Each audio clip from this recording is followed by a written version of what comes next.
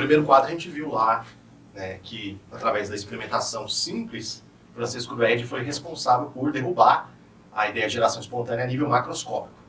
Mas aí, um comerciante de tecidos, conhecido como Van Leeuwenhoek, através da sua engenhosidade, criou um sistema de lentes, uma espécie de lupa mais aprimorada, que permitiu que fosse possível enxergar micróbios, isso mesmo, micro-organismos. Ele conseguiu, através desse sistema de lentes, conseguir enxergar pequenos protozoários, né? Principalmente protozoários ciliados, são aqueles protozoários que se locomovem com aquelas projeções que parecem pelinhos.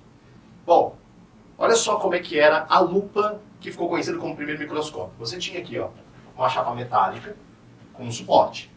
Gente, isso aqui era bem pequeno, tá? Mais ou menos assim, ó, segurava assim, como se fosse uma lupa mesmo. Você tem aqui um orifício, que é onde ele colocava as lentes, e aqui você tinha um suporte, bem aqui nesse triângulozinho, um suporte onde ele colocava a amostra que ele queria analisar. Ele desenvolveu esse equipamento para poder olhar a trama do tecido, para ver se o tecido não tinha nenhuma falha na trama, porque ele comercializava tecidos aí bem sofisticados, trabalhava para a nobreza da época, então ele precisava ser bem criterioso no seu trabalho. E esse equipamento, que foi conhecido como o primeiro microscópio, permitiu que ele fosse capaz de enxergar além do que ele precisava. E como é que funcionava isso? Funcionava assim, ele pegava uma amostra, colocava aqui no suporte, ele ajustava o suporte para ficar numa altura legal, e ele segurava, né, contra a luz. Então imagina que a luz está aqui, eu seguro contra a luz, a placa aqui, ó, protege o meu rosto para que a luz não chegue direto aos meus olhos, e através desse orifício aqui que eu estou chamando de lente, ele conseguia enxergar, né, essa pequena amostra que ele havia colocado. E aí ele começou a brincar com várias coisas. Ele começou a analisar sangue de animais, fluidos reprodutivos, né, esperma, gotas de água que caiu de chuva. E ele conseguiu enxergar todo mundo no microscópio. E aí surgiu um novo campo de estudo da biologia, a microbiologia. E através disso, pessoal, muitas pessoas começaram a se perguntar, será que, do ponto de vista microscópio, é possível geração espontânea? É possível a biogênese? E aí muitos pesquisadores começaram a desenvolver experimentos para tentar provar se era ou não possível. Dois se destacaram. Ambos viveram no século XVII. Um ficou conhecido como ficou conhecido, é ótimo, né? Um era conhecido como John Tuberville Needham, era um inglês. E o outro era um médium, ele era um padre italiano conhecido como Francesco Redi. Ambos desenvolveram experimentos usando caldos nutritivos. Usavam vidrarias de laboratório com caldos nutritivos. O que seria um caldo nutritivo aqui? Isso variava bastante, tá? Ora eles usavam sangue de animais, ora eles usavam cerveja, leite. Eles faziam uma mistura de material nutritivo e colocavam dentro dos frascos, né? Eu vou explicar para vocês como foi o experimento de cada um para a gente tentar entender como cada um deu a sua contribuição para o histórico da origem da vida. Vamos começar aqui pelo Needham. Bom, primeiro, ele era defensor da abiogênese. Ele acreditava que a vida podia surgir da matéria inanimada, bruta. E, através dos seus experimentos, ele tentou provar isso. Olha que interessante. O que ele fez? Ele pegou aqui um frasco de laboratório, um balão de laboratório, um vidro, né, chamado de balão volumétrico, e colocou lá dentro um caldo nutritivo, que eu estou representando para vocês aqui com esse achurado aqui de cor laranjada. Tá? Ele aqueceu esse caldo nutritivo durante 30 minutos, a uma determinada temperatura, mantendo esse frasco aberto. Por quê, pessoal?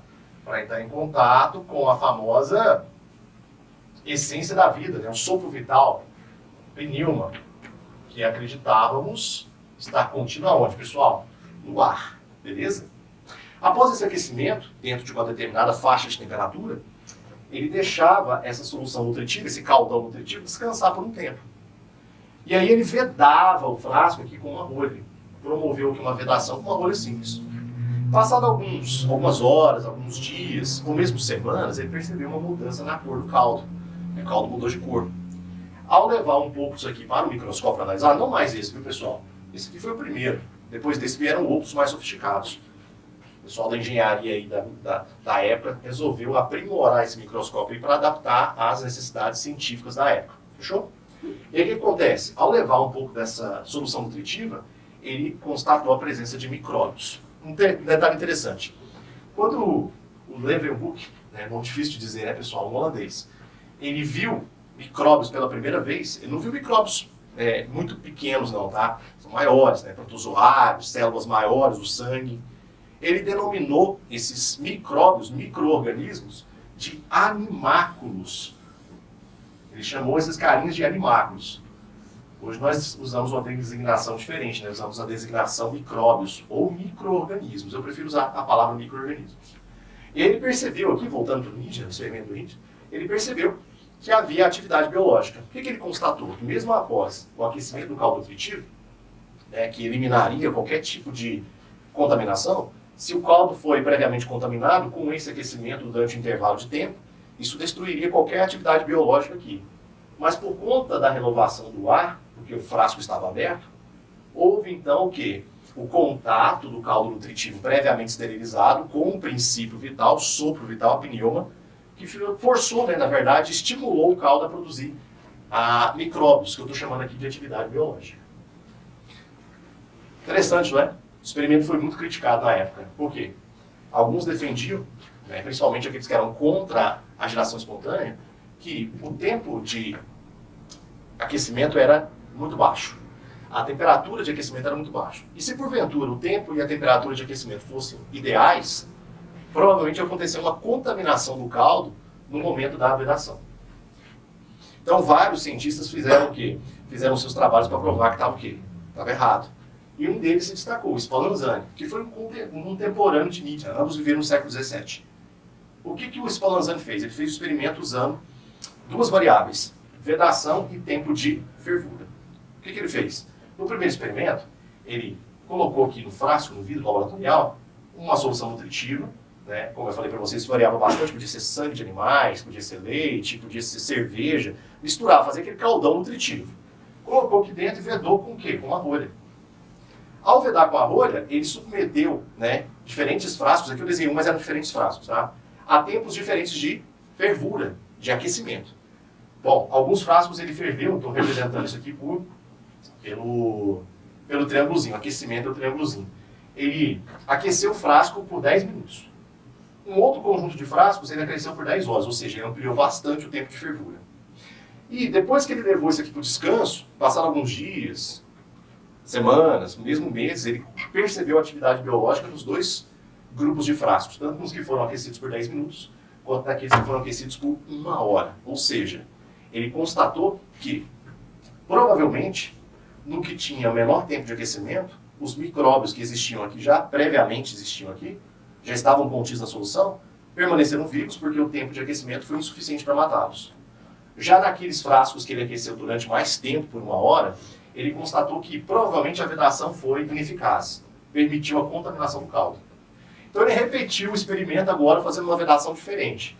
Ele fez uma vedação que a gente chama de vedação hermética. Já ouviu falar disso aqui? Uma vedação hermética, ela isola um sistema do ambiente. Ele veio aqui com um maçarico, derreteu a ponta do frasco, vedando hermeticamente o frasco. E repetiu a experimentação.